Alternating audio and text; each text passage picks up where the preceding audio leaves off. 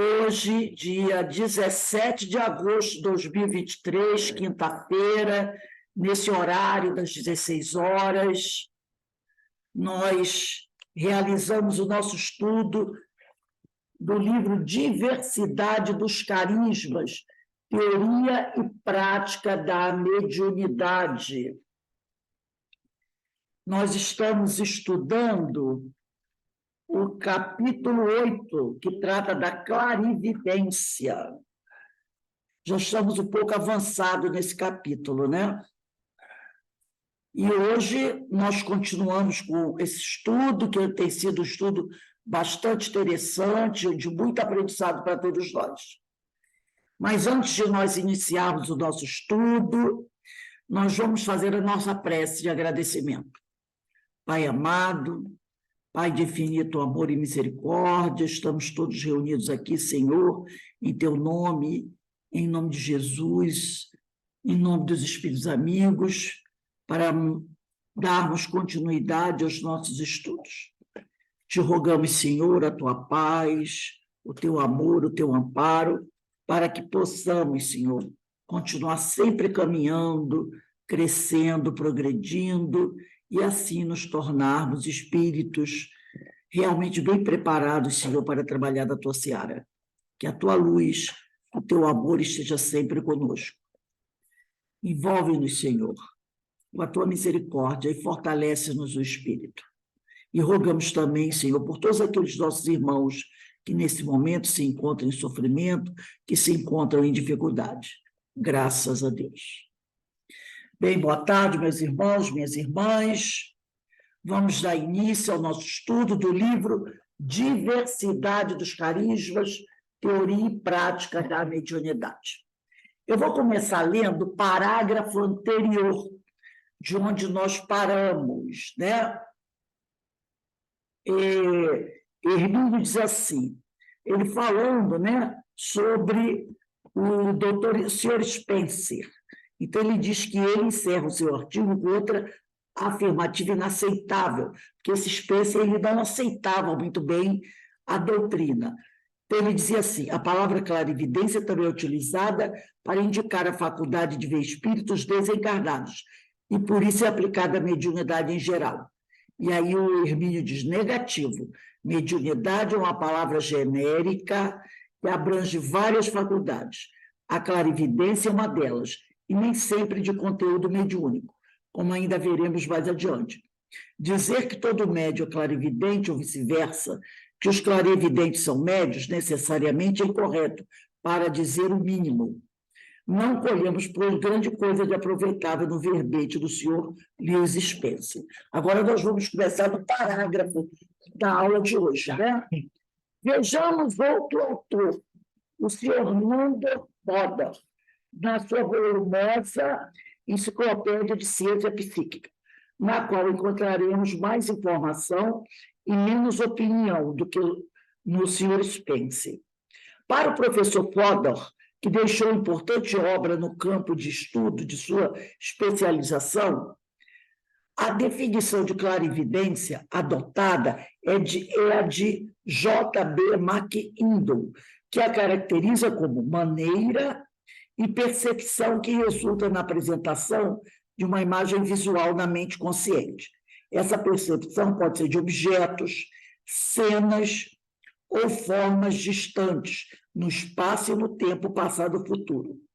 Apesar de bem abrangente, a definição do Dr. Fodor acrescenta que, em alguns casos, como em sonhos, e principalmente em transe, nos quais a consciência está ausente, as formas podem estar não apenas distantes, no espaço e no tempo, mas também em outro plano de existência, ou seja, a visão dos seres espirituais. A clarividência, portanto, é para o autor uma faculdade que permite ao sensitivo deslocar-se no tempo, rumo ao passado ou ao futuro, e no espaço. Então, veja só, né? Esse autor já vê a clarividência, né, como uma possibilidade do sensitivo se deslocar no tempo, rumo ao passado ou ao futuro, e no espaço também, bem como perceber a presença de espíritos desencarnados. Em princípio, estamos de acordo. Veremos daqui a pouco de que maneira pretendemos colocar esses aspectos. Lembra o professor que Richer propôs a palavra criptestesia para catalogar tais fenômenos como clarividência propriamente dita e mais premonição, monição, que é outra palavra, né? Palavra de origem latina que quer dizer advertir, ou seja, um aviso. Psicometria, radiestesia e telepatia. Myers cunhou outra palavra para substituir telepatia, telestesia, mas limitou seu emprego, conceituando-a como percepção à distância de objetos e situações por meio da ligação psíquica com a qual o ambiente e ainda independentemente da comunicação telepática. Então, a gente vê como é complexo esses estudos desse fenômeno da clarividência. E quantas coisas ele envolve. Aí ele diz aqui, o professor Fodor vê a clarividência desdobrada em 4 aspectos distintos. Então, ele diz que ela pode ser chamada de clarividência radiológica, que seria visão com efeito raio-x. Clarividência médica, clarividência itinerante e clarividência de exibição. A primeira, que é a clarividência radiológica, da visão de raio-x, é a que proporciona condições de perceber o conteúdo de espaços fechados, como caixas, envelopes, salas, livros, etc. Então, nessa clarividência radiológica, a pessoa pode olhar e saber o que está dentro de uma caixa, o que está dentro de um cômodo, o que está dentro de um envelope. Olha só que coisa fantástica, né? A segunda, que é a clarividência médica, é a faculdade de ver os mecanismos internos do corpo humano próprio, que é também chamado de autoscopia, ou de terceiros, bem como diagnosticar os males observados. Então, são aqueles médios que são capazes de ver os órgãos internos do corpo de uma pessoa, do próprio corpo, e saber que tipo de... o que está acontecendo com aquele órgão, que tipo de doença está acontecendo com aquela pessoa. Né? A terceira, que é a clarividência itinerante, implica deslocamento, do que Fodor chama centro de percepção. E a quarta é a vidência de espíritos, que é a clarividência de exibição. É aquele que vê os espíritos. A classificação proposta é didática e até faz a concessão de incluir a vidência espiritual, o que nem sempre encontramos em autores devotados à pesquisa científica, como Fodor. Seu esquema, contudo, deixa-me com algumas dúvidas. Não me parece correto caracterizar a chamada clarividência radiológica como a que permite ao sensitivo perceber o conteúdo de caixas, envelopes ou cômodos afastados. Pelo menos os exemplos com os quais ele pretende ilustrar sua classificação não me convenceram. Se, como Ferricher, com Ossoviec, escrevemos uma frase no papel, dobrando-la e colocamos dentro de um ou dois envelopes e lacrá-los, não me parece que a visão radiológica consiga ler o texto por causa da superposição das letras, devido à dobragem do papel. Além do mais, tanto no caso de Richer, como a experiência também citada de Thomas Edison, olha aí, ó, Thomas Edison fez essas pesquisas com o sensitivo chamado RISE. As frases foram elaboradas pelos próprios experimentadores, não ficando, portanto, excluída a possibilidade de um fenômeno telepático. Então, ele diz o seguinte, Thomas Edison fez assim, escreveu lá no texto, ele escreveu, ele, o experimentador, escreveu no papel, dobrou, guardou dentro do envelope, dentro de uma caixa. E aí o sujeito sensitivo leu a frase. Aí ele diz aqui, quem me dirá? E ele aí foi classificado como clarividência radiológica. Aí ele viu através do papel. Aí o irmão está dizendo, quem me dirá que, ao invés de ler através do papel, ele não leu a mente do Thomas Edison, que era experimentador. Porque se fosse outra pessoa que não está no ambiente, que tem escrito dobrado e guardado, fica difícil, porque ele não conhece o experimentador, né? Ele não conhece, e o cara não está ali. Então, como é que ele vai ler a mente de uma pessoa que ele não conhece, que não está no ambiente? Aí sim, se ele lesse dentro do papel, guardado dentro de uma caixa, poderia dizer clarividência radiológica. Mas foi o experimentador que escreveu, no caso do Thomas Edison. Então, se ele é o clarividente, ele pode ter essa capacidade. Então, em vez de ler do papel, ele leu a mente do cara e disse, está escrito isso. Por isso que ele disse que ficou aqui. Para ele, essa ideia de clarividência radiológica não é bem a certa por causa disso, que ele diz aqui, ó, Thomas Edison corrige. As frases foram elaboradas pelos próprios experimentadores, não ficando, portanto, excluída a possibilidade de um fenômeno telepático. Agora, quem diria que Thomas Edison, né, o inventor da lâmpada elétrica, faria esse tipo de experiências? Né? Sem dúvida, porém, há sensitivos capazes de ler ou, pelo menos, ter uma noção razoavelmente precisa do conteúdo de um papel encerrado em um ou mais envelopes ou dentro de uma caixa, que seria o que ele chamou de clarividência radiológica. Só não me parece adequado supor que isto seja devido a uma vidência radiológica. O nome deve ser outro, quando excluída a possibilidade da telepatia, como acabamos de observar. A expressão clarividência radiológica, contudo, aplica-se bem ao fenômeno da autoescopia, na qual o sensitivo vê seus próprios órgãos internos. Né? Não tem um estetoscópio que escuta, né? Vê os seus próprios órgãos internos em pleno funcionamento e localiza os seus problemas de saúde. Então, ele fala que essa clarividência radiológica ficaria melhor assim. Você consegue ver os seus órgãos internos e verifica, de repente, se seu fígado está com gordura. Olha que coisa interessante, né? Se as artérias, suas artérias estão entupidas, então você pode dizer até para o médico, olha, eu acho que eu estou com, meu problema aqui é gordura do fígado, eu estou com obstrução no intestino, eu estou com um problema no estômago, e dizer é uma coisa fantástica. Alguns podem ver o seu próprio corpo e também do corpo dos outros. Por isso que os magnetizadores do passado usavam esses médios para poder fazer receita, essas coisas assim, entendeu? Isso era muito usado no passado. Hoje já você raramente vê esse tipo de estudo, né? Ou esse tipo de fenômeno acontecendo, né? Então, ele diz aqui...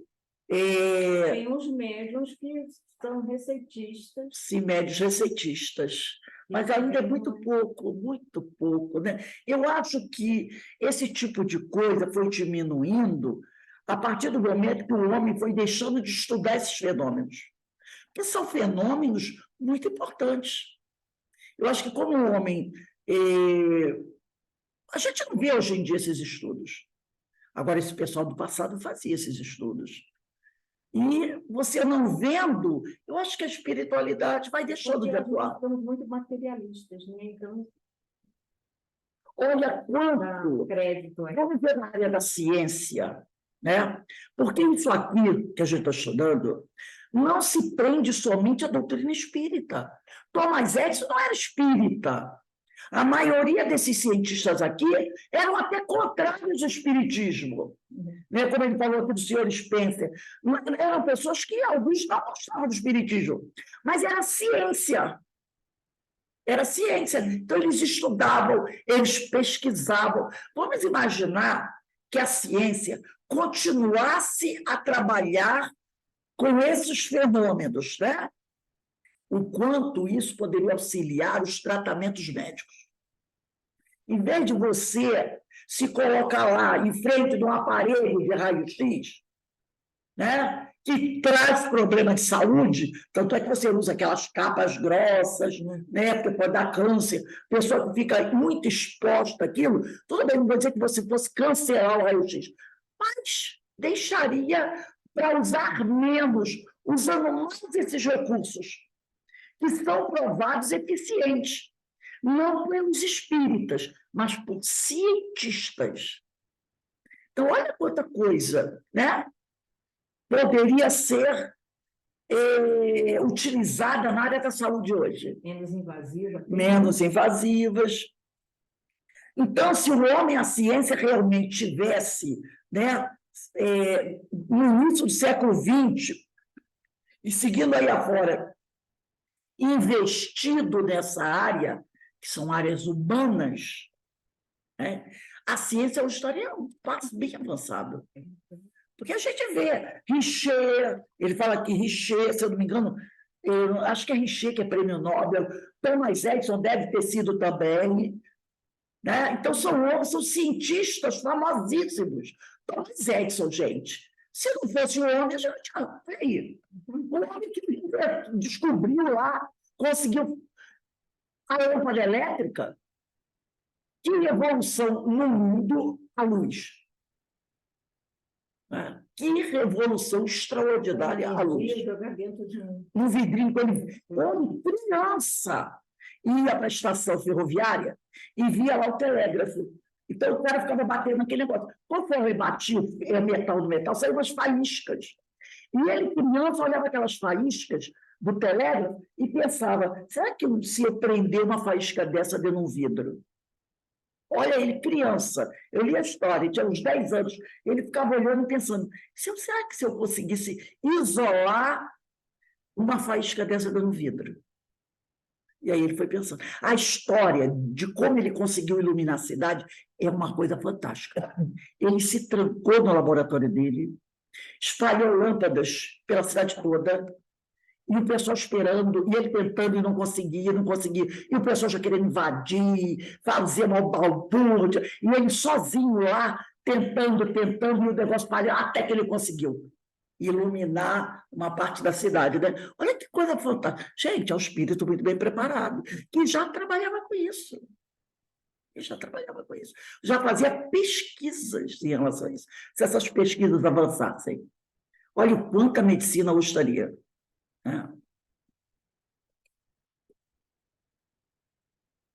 Essa classificação, portanto, ficaria melhor se conjugada com a que Fodor chama de clarividência médica. Quanto a esta, porém, tem também minhas dúvidas de que seja um mecanismo de clarividência mesmo, ou se entra aí um fator mediúnico, isto é, se o espírito do próprio sensitivo, que desdobrado tenha condições de acesso a conhecimentos médicos arquivados na sua memória integral.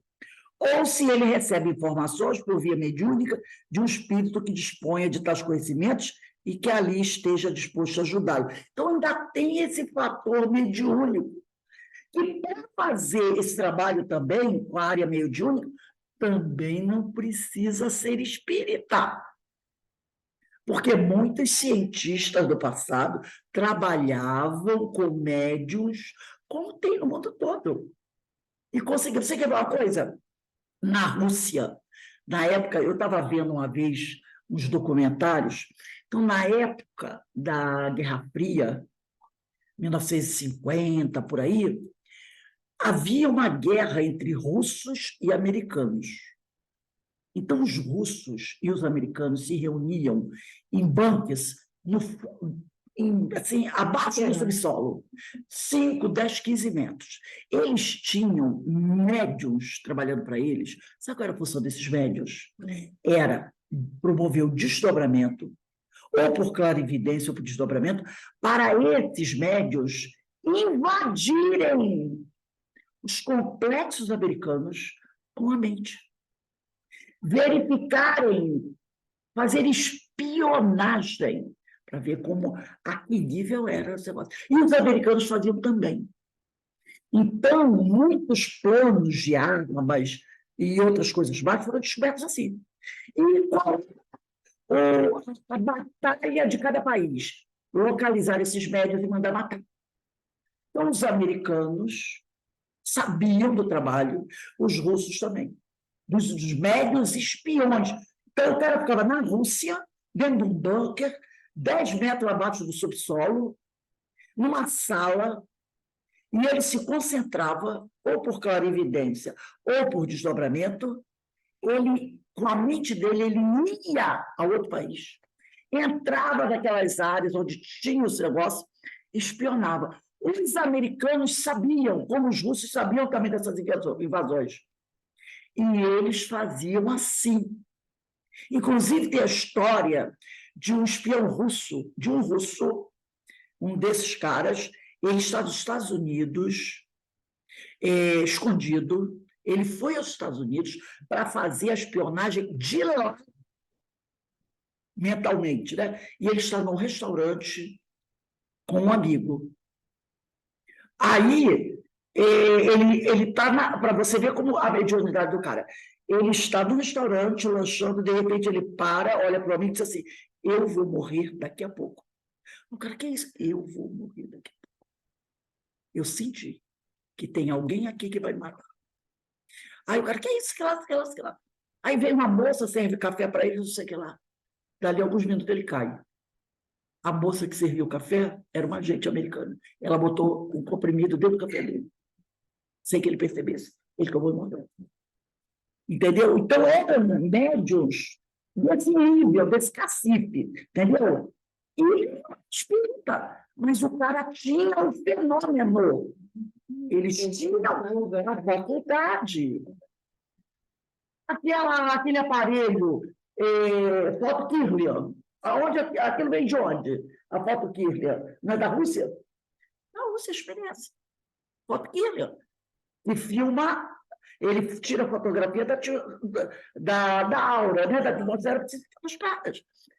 Isso aí eles trabalhavam, eles não encaravam mediunidade, religião, não, ciência, porque eles sabiam que as pessoas tinham. Gente, desde que o mundo é mundo, você vê pessoas, levitação. Na Rússia tinha um médium, inclusive ele frequentava a casa os palácios dos imperadores, ele levitava de tal maneira que era uma festa nos palácios, né? Ele saía do primeiro andar, saía levitando pela janela, subia e entrava pelo segundo andar. Mirabelli, tem até obra de Mirabelli. Aqui, ele levitava. Um shotinho fazia coisas extraordinárias. Então, você tem os médios espíritas e os médios não espíritas. E isso, muitas vezes, era explorado por essas grandes potências. Ora, se o cara tem esse poder extraordinário de fazer leitura, a Rússia trabalhava-se muito com as crianças, negócio de cartinha, de adivinhar o que estava escrito na carta. Eles começavam a treinar as crianças e depois usando tudo como espião. Os Estados Unidos também fazia esse tipo de coisa. Lembra daquele que chegou, veio aqui, que ia amassar Uri Geller? Gente, a pessoa não tem a capacidade. Entendeu? Então, se tudo isso fosse realmente trabalhado cientificamente para usar em prol do ser humano, da saúde, gente, quantas coisas extraordinárias nós teríamos. Mas muita gente acha que isso é fantasia, não existe. Não existe, não tem nada disso. Né? Então, ele diz aqui, quanto a esta, porém, tem também minhas dúvidas de que seja um mecanismo de clarividência mesmo, ou se entra aí um fator mediúnico, isto é, se o espírito do próprio sensitivo, que desdobrado, tenha condições de acesso a conhecimentos médicos arquivados na sua memória integral, ou se ele recebe informações por via mediúnica de um espírito que disponha de tais conhecimentos e que ali esteja disposto a ajudá-lo. Né? A gente mesmo fica vendo quem estuda a história da Segunda Guerra Mundial, os alemães, os nazistas, eles faziam reuniões. Eles faziam esses tipos de reuniões, entendeu? Como se fossem reuniões mediúnicas. Eles faziam essas, chamam de ocultismo, né? De ocultismo. Usava-se de tudo, gente. Agora ele vai dizer aqui, ó, casos típicos e atípicos do intensivo. Quanto à clarividência itinerante, que é essa que eles chamam de clarividência itinerante, é a que fala da vidência, né? A vidência de espíritos. É uma expressão correta e confere com os ensinamentos dos espíritos a Kardec, bem como com as observações de Budington e de outros, como ainda veremos, ou seja, o espírito do sensitivo, ele chama de itinerante, porque o espírito do sensitivo se desdobra com o seu perispírito. Por isso que ele chama de itinerante. Uma coisa itinerante é uma coisa que está sempre em movimento, né? Se desdobra com o seu perispírito. Viaja, aí ele botou a palavra viaja em destaque, eu não sei se o de vocês está em destaque, o meu está. Viaja, daí o verbo travel, em inglês, né? Viaja. Então, o perispírito se desloca, né?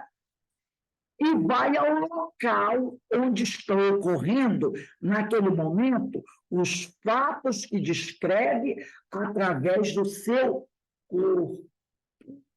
O fenômeno é anímico, ainda que possa ter, eventualmente, a participação de espíritos desencarnados. Porque se é um médium sensitivo encarnado se desdobrando, isso é um fenômeno anímico. Pode ter até a ajuda dos espíritos. Aí seria um fenômeno misto, não é mediúnico e anímico. Mas você sozinho, se desdobrando, é um fenômeno anímico.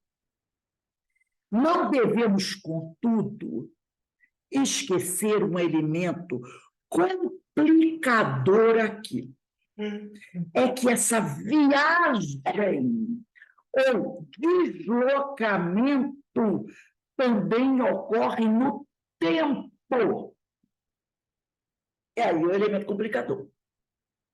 Porque você desdobra e o espírito, acompanhado do seu perispírito, sempre viaja no tempo. Tá?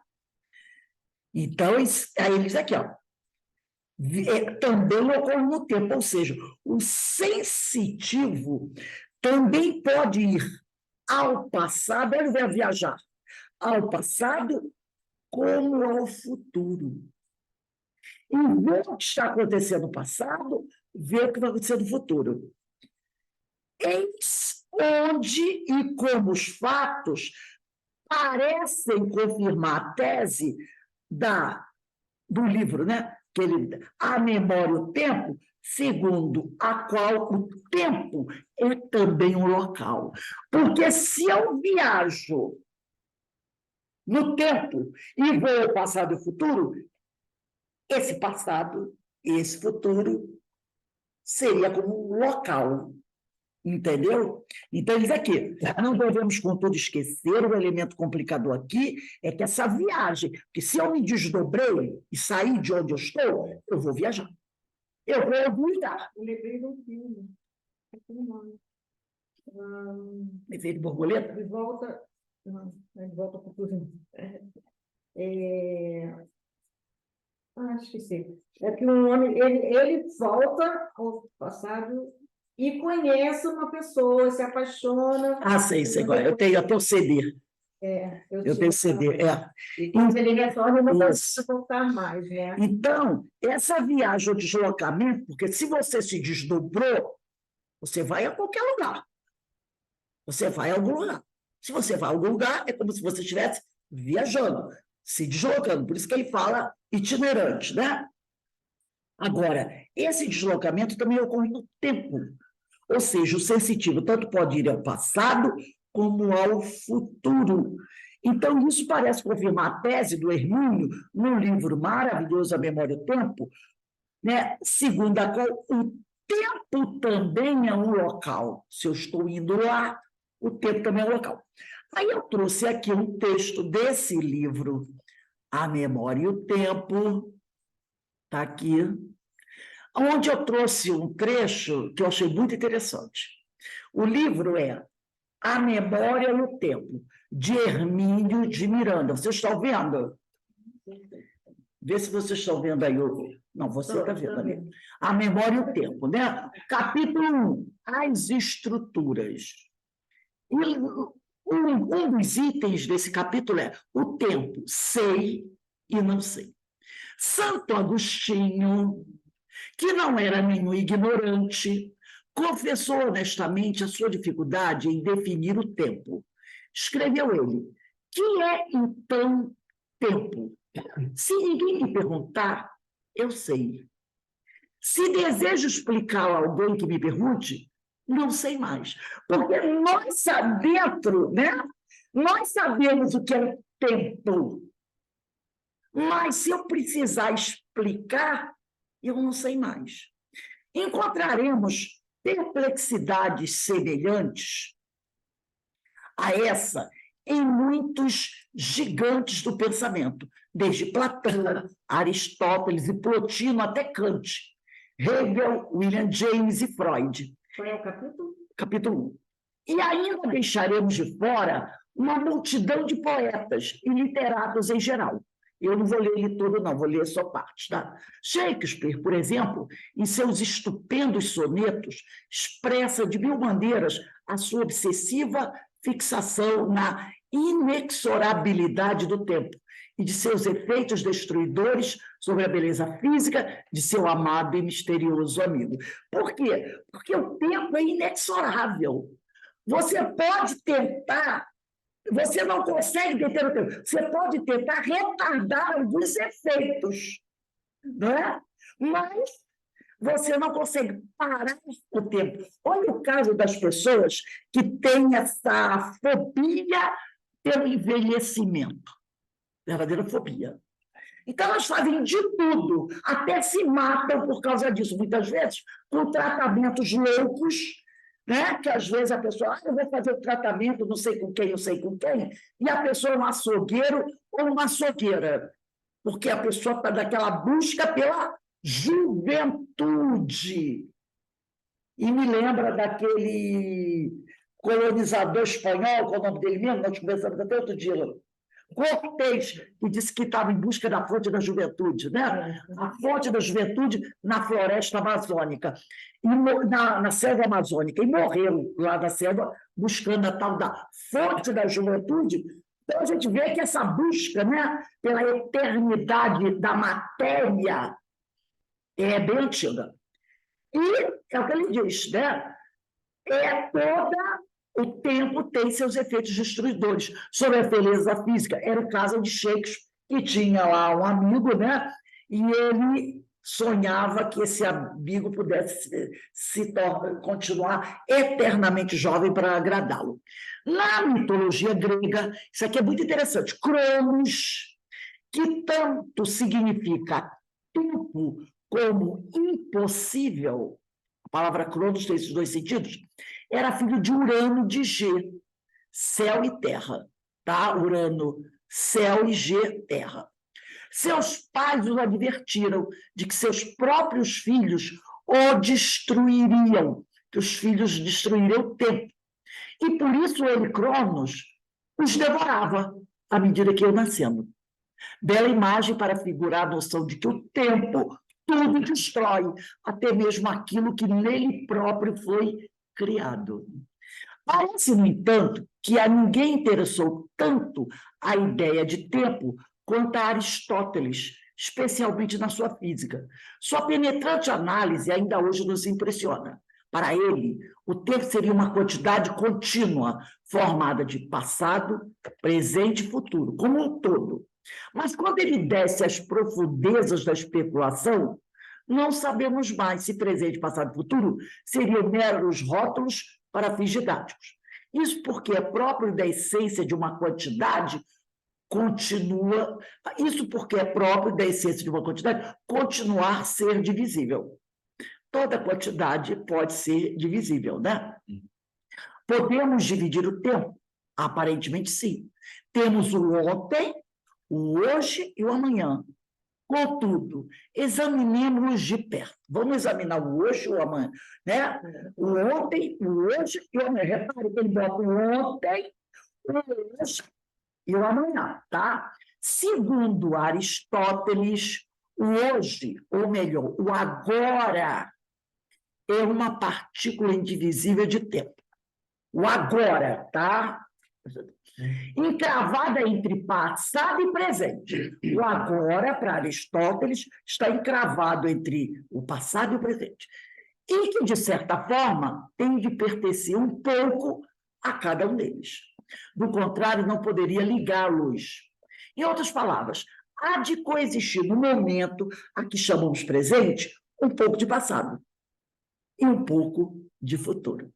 Então, no agora, que é o presente, tem um pouco de passado e tem um pouco de futuro. O agora é o fim e o princípio do tempo. É o fim do passado e é o início do futuro.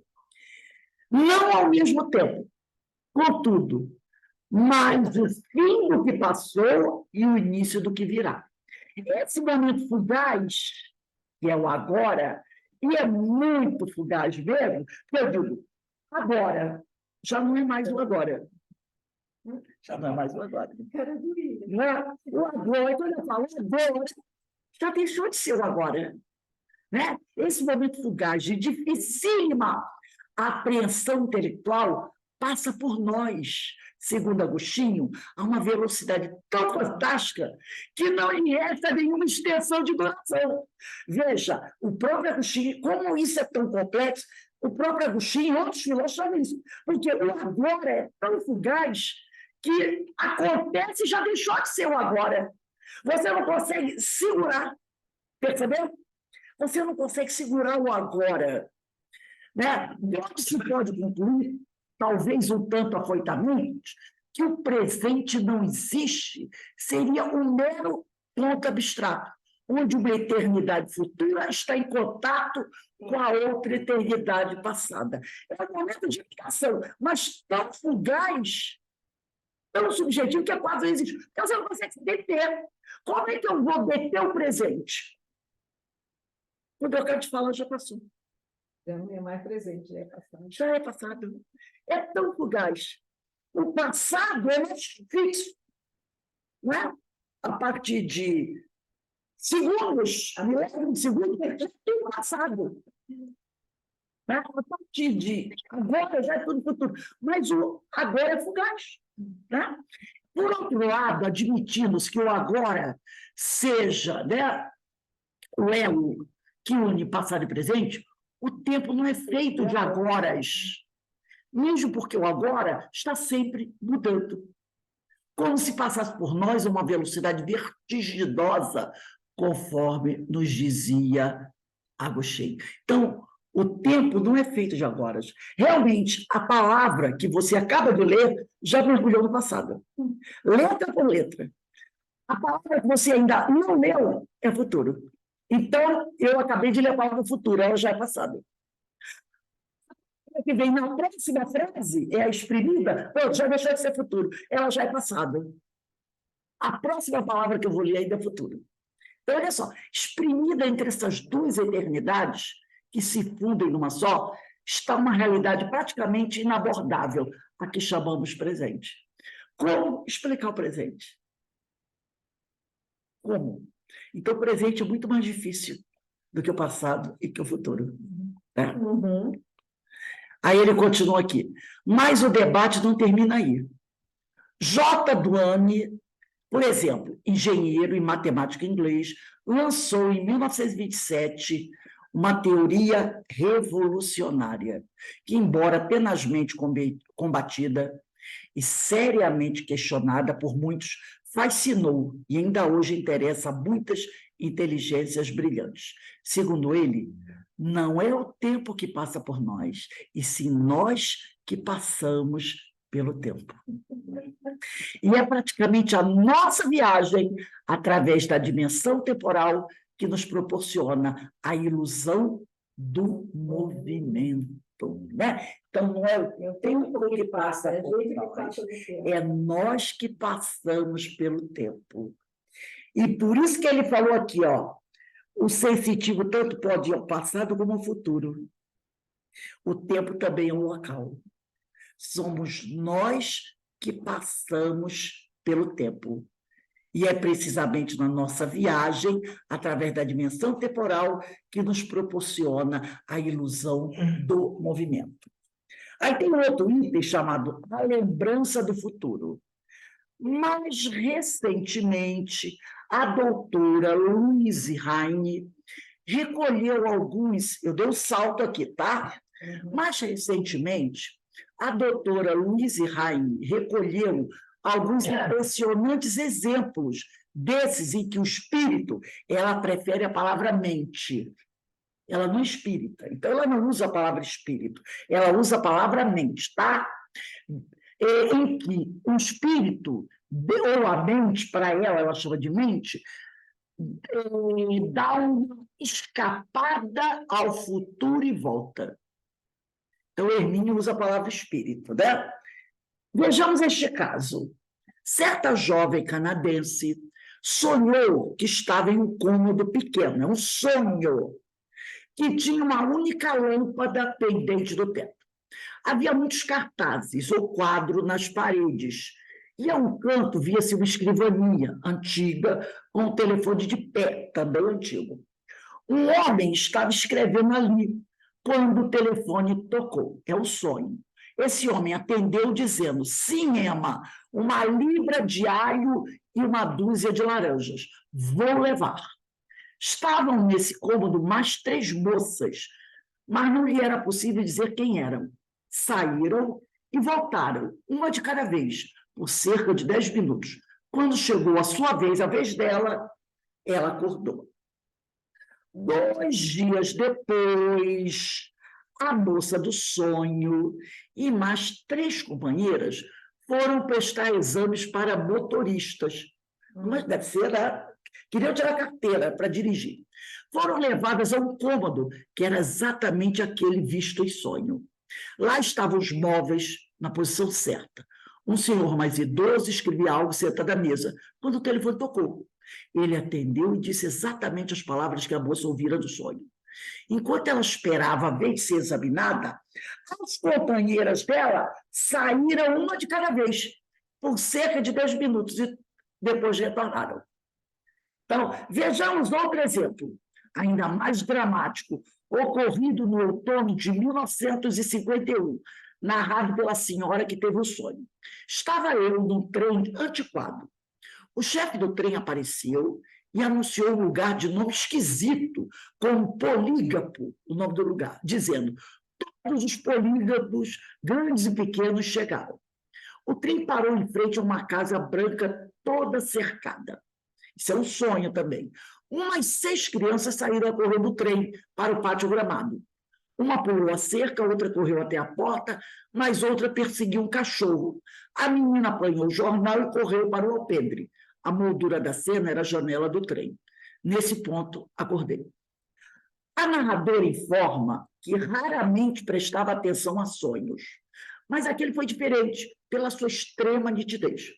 Ela contou à sua mãe, sem nenhuma ideia preconcebida, apenas como curiosidade. No ano seguinte, 1 ano depois, seu sonho aconteceu. Em 14 de junho de 1952, ela e a irmã mais jovem voaram de Seattle a Olímpia, no estado de Washington, com a intenção de regressar de trem. Devido a um mal-entendido, porém, foram dar na estação errada e quase foram parar em Portland. A essa altura, já haviam perdido o trem para Seattle e tiveram que esperar até a tarde, quando haveria outro trem destinado à cidade onde moravam. Até então, nada de extraordinário ocorrera. Não fazia muito tempo que estavam viajando no trem, quando entrou o chefe, e aqueles homens que ficam andando pelo trem, né? E anunciou exatamente o lugar de nome estranho que ela ouvira no sonho. Após alguns momentos de perplexidade, ante a impressão de que já vira aquilo, ela se lembrou subitamente do sonho do ano anterior. Daí em diante, ela ficou assistindo ao seu próprio sonho desenrolar-se diante dela. As crianças correndo, perfeitamente enquadrado pela janela do trem. Pensou ela, agora aquele menino vai pular a cerca, e ele pulou. O outro vai perseguir o cachorro, e assim foi. A menina vai para o jornal, dirigindo-se ao alpendre, e assim se fez. Tudo se reproduziu exatamente como no sonho. As sombras, a luz do sol, o vento agitando o capim, os gestos das pessoas, as palavras pronunciadas, tudo igual. De alguma forma, portanto, que ainda não entendemos, a nossa percepção vaza pelas malhas, a nossa percepção vaza, uso o termo vaza, né? Pelas malhas do tempo. Vai ao futuro, vê o que está acontecendo lá e volta para conferir. Quando ele fala a nossa percepção vaza, não é na questão de o vazar, na questão de caminhar. Quando você diz para alguém assim, vaza daqui, saia daqui, não é? Então, a nossa percepção, ela viaja pelas malhas do tempo. Lembra que ele falou que não é o tempo que passa por nós, é nós que passamos pelo tempo? Nós é que viajamos através do tempo. Então, a nossa percepção vaza pelas malhas do tempo. Vai ao futuro. Vê o que está acontecendo lá e volta para conferir mais tarde. Isso nos leva a outra série de especulações. Foi o que ele colocou aqui. Como esta, será que passado e futuro são lugares? Né? Foi o que ele colocou aqui. Né? Eis onde, no livro, no nosso livro de Diversidade Carinho, eis onde, como os fatos parecem confirmar a tese da memória e o tempo, segundo o qual o tempo é também um local. Né? Será que passado e futuro são lugares? Aí ele continua aqui. Outro item, tempo e espaço.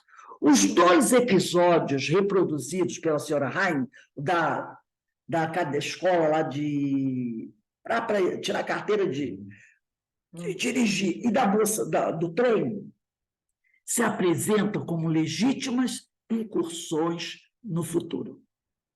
A jovem canadense viu por antecipação, com minúcias, que não poderia ter inventado as cenas do seu exame para motorista, a ser realizado 2 dias depois. A senhora de Seattle viu, ele bota entre aspas, e viu toda uma cena da janela do seu trem, com uma antecipação de meses, foi quase 1 ano, né? Uhum. Só nos resta uma inevitável, diz Hermínio, conclusão, por mais que ela se choque com os nossos conceitos e preconceitos. Se podemos ver hoje algo que acontece, mesmo daqui a 2 dias, 6 meses ou 300 anos, então por que esses eventos já existem hoje, lá no futuro? Porque se eu posso ver e volto, como ele falou, né? Se eu consigo ir lá e volto e digo a moça do trem, gravando, é porque esses eventos já existem no futuro. Eu fui lá e vi algo, como de motorista, né? 2 dias depois aquilo aconteceu. Então, ela viu tudo que já estava materializado, o que ela iria vivenciar. Como se observa, mesmo a um exame superficial e amadorístico como este, noções de tempo e espaço estão sempre juntas, no esforço de explicar uma pela outra, ou como resultante, uma da interação de ambos. Né? Então, a gente percebe que quando você fala de tempo, você também tem que aliar a noção de espaço, tempo e espaço. Né? Você viaja no tempo para ir a um local, tanto para o passado como para o futuro. Né? Então, a gente vê como isso é interessante, gente. É um assunto muito interessante tempo, sobre essa noção de tempo. Né? Quantas vezes você está em casa, né, pensando em alguma coisa, e você está ali em estado de vigília, e você começa a pensar, e você fica ali, e na sua mente, vamos dizer assim, todo um fato se desenvolve. Todo um fato, né? Viaja isso, conversa, tal. Aí daqui a pouco você desperta assim, né? No estudo está vigília. E quando você olha, Nossa, só tem 2 minutos. Né? Então, por exemplo, 15 horas. Você, por acaso, vai para 15 horas. Daqui a pouco você começa a pensar numa coisa. E você na sua cabeça aquele monte de coisas, conversas, conciliar, e quando você volta, você olha, 15:02. Você diz, impossível. Como tanta coisa eu criei na minha cabeça, e foram só 2 minutos. Você viajou, conversou, fez isso, fez aquilo, e foram só 2 minutos. Como se explica isso? Não é? E quantas vezes isso acontece com a gente? Como isso acontece com a gente? Quantas vezes você tem esses que os pessoal chamam de déjà vu, né? Você está num lugar e diz, gente, eu conheço isso aqui, eu conheço isso. E você diz direitinho. Se eu seguir essa rua aqui, virar à direita, vai ter o troço lá. Aí você vê que tem realmente. Quando você vê um fato, às vezes, até uma coisa em família, né? Uma conversa em família, de repente até uma discussão, você olha e diz assim, nossa, eu já vivi essa cena. Tudo que esse pessoal está falando, eu já ouvi eles falarem, eu já vi isso acontecer. Você sabe direitinho o que o cara vai falar. Você vê, que já não aconteceu isso? De você estar no seu... Comigo é direto.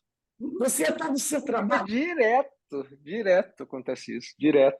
Nossa, acho que desses fenômenos assim, comigo, mais acontece que eu percebo é esse déjà vu. Porque muitas vezes acontece, eu já passei, já vi isso aqui, quando eu vejo, meu Deus, já vi isso. Você fala, gente, aí às vezes, se você já viu uma cena, ou alguém está falando de um livro, você diz, não, eu tenho, isso não é possível, eu tenho esse livro. Eu tenho esse livro, porque eu já li isso, eu já estudei isso. Eu tenho certeza que eu já li isso, que eu já estudei isso. Essa semana passada aconteceu um negócio desse comigo. E eu disse, meu Deus do céu, eu já vivi esse momento, era esse mesmo tema, era esse mesmo assunto. E eu fiquei, aquele me deu até uma ansiedade, que eu fiquei tentando lembrar aonde eu vi aquela cena, era exatamente o mesmo tema, eu estava vivendo ali, e o assunto bateu ali, eu estava ali. Eu disse, não, já estudei isso, não é possível, meu Deus do céu. Então, eu tinha que eu já tinha, aquele mesmo momento ali, de eu estar estudando aquele tema, com aquele livro, com aquele assunto, eu disse, eu já estudei isso, isso aqui já aconteceu, já aconteceu. E realmente já aconteceu. Já aconteceu. Rose, aconteceu comigo tem pouquíssimo, semana passada. Eu fui ver uma série inteira. Eu não tinha visto, minhas séries ficam todas, quando eu vejo, ela fica marcada que eu já vi. Aí eu comecei a ver a série, assim, já vi essa cena. Aí passa outro episódio, já vi essa cena. Aí vai terminar assim, terminou do jeito que eu falei. Uma série inteira, uma temporada inteira, 8 episódios. E eu não tinha visto, tenho certeza visto. E você vê, né? É esses tipos de fenômenos que acontecem, né? Esses tipos, quer dizer, como ele falou aqui, não é o tempo que passa por nós é que viajamos no tempo. Nós viajamos no tempo, ou no desdobramento, ou até mesmo no estado de vigília. Você percebe isso, que você para, de repente você para, em estado de vigília, e você começa, na sua cabeça, a ver coisas. E quando você olha, nossa, não passou tempo. Você até de volta, bem assustado, nervoso. E, caramba, eu perdi tempo, eu tinha um compromisso e perdi a hora. Você, não perdi a hora. Mas aí você fica, nossa, quanta coisa aconteceu naquele intervalo mínimo de tempo. Porque, olha só, o tempo aqui na Terra, como é que ele é medido? Pelo movimento de rotação, não é? Que é o movimento que a Terra faz em torno de si própria mesma, gerando os dias e as noites, e o movimento de translação, que é o movimento da Terra em volta do Sol, que vai dar origem ao ano e, consequentemente, aos séculos e aos milênios, né? Formando-se tudo isso. Esse é o nosso nós aqui na Terra controlamos o tempo. Que nós, homens, padronizamos, né? Dessa forma. Gente, movimento de rotação, movimento de translação. Nós padronizamos assim. Mas quem diz que o tempo caminha desse jeito? Você vai continuar Vamos ler mais um Espírito pedaço. e o tempo, não. Oi? Espírito e o tempo, não. Não, vamos até parar aqui mesmo. Vamos até parar aqui. Não, espírito do tempo, não. Memória. Não, no livro A Memória do Tempo, não. Isso é muito interessante. Esse livro, A Memória do Tempo, ele é maravilhoso, gente, esse livro dele, A Memória e o Tempo. Então, são coisas que acontecem que você, muitas vezes, não consegue explicar. Você diz, eu já fiz isso. Quando vai fazer isso? Mas eu já fiz isso, gente. Eu já fiz. Aí, quando você vai olhar, o troço não está feito. Você diz, eu tenho certeza absoluta que eu já fiz isso. Não, você não fez, olha aqui. Não, eu já fiz. Esse exemplo que ele dá aqui, você ligando daqui para outro país. Sim. É simples. Você liga daqui para a Austrália. Quando estava o jogo. Aí eu lá Austrália, que é muito mais longe, da Austrália, Japão. Eu estou conversando com a outra. E nós estamos falando ao mesmo tempo. Mas você sabe que o tempo está tudo diferente. Não é? Daqui para a Austrália deve ser quantas horas? 12 horas de diferença. Né? Eu estou aqui 8 horas da noite, ela está 8 horas da manhã. É isso aí. Nós estamos falando ao mesmo tempo. No futuro, né? Porque lá já... Exatamente. Aí, quando vê final de ano... É Réveillon. Já é Réveillon. A gente está aqui na Austrália. Da meia-noite. Mas aqui, ó, lá na Austrália já deu. Você vai ver o Réveillon da Austrália, do Japão, né? Lá daquela... Já estão acordando. Aí você vê o pessoal pegando os fogos lá. E, no entanto, lá já passou. Lá já não tem nada. E nós estamos aqui esperando para queimar os fogos. Sem graça. Sem graça isso, né? Eu queimar os fogos, ele está queimando os fogos, porque já virou lá. Já era no negro lá, e aqui ainda não é. Olha só, e nós estamos vendo pela televisão. Você pode estar falando com alguém, né?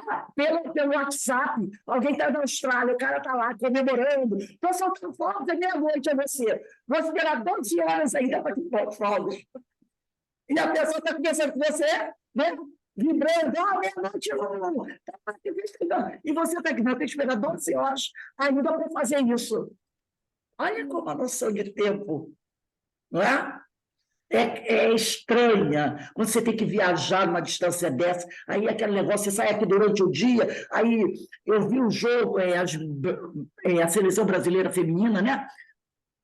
A Copa do Mundo foi lá na Austrália. Então o técnico falou para elas, vocês vão entrar no avião, mas não vão dormir. Vocês não podem dormir. Vocês têm que dar um jeito de ficar acomodadas. Porque se vocês dormirem, vai arrebentar com o metabolismo de vocês. E elas saíram à noite. E disseram, vai ficar todo mundo acordado. Ninguém dorme. Até chegar à Austrália. Não pode dormir. Porque senão ia arrebentar com o metabolismo. Então, ai, meu Deus do céu, já tomar café, porque nós não devemos dormir. Porque já pensaram, que loucura. É uma loucura. Então, olha como essa questão do tempo, né? É interessante. E aí a gente começa a perceber quanta coisa acontece com a gente, de você dizer, não, vai fazer isso, mas eu já fiz. Não fiz. Eu te digo tudinho que eu fiz. Olha que você não fez. E você tem certeza que já fez aquilo. Né?